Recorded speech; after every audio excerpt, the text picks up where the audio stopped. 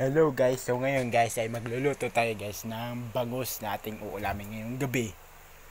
So ito na yung bangus, boneless.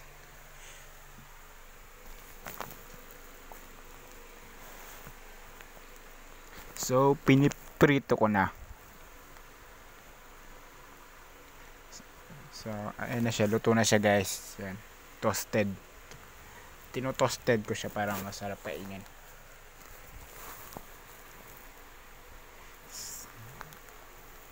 Ito isa pa. Ayan, lalagay ko na rin yung isa.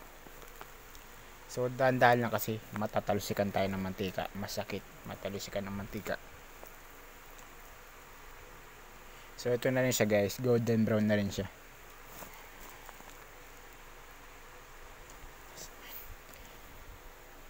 So ito last bite na pagpiprito.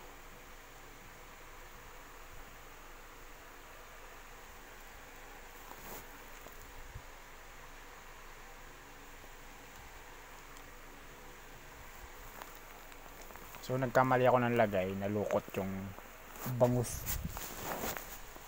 So ito na yung dalawa, luto na siya. Nasunog nga lang yung isa, pero okay na yan. So luto na rito yung isa.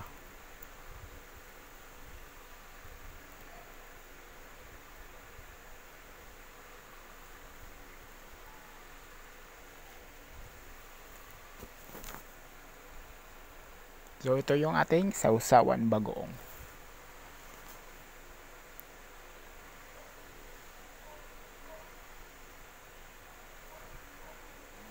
So salamat sa panonood.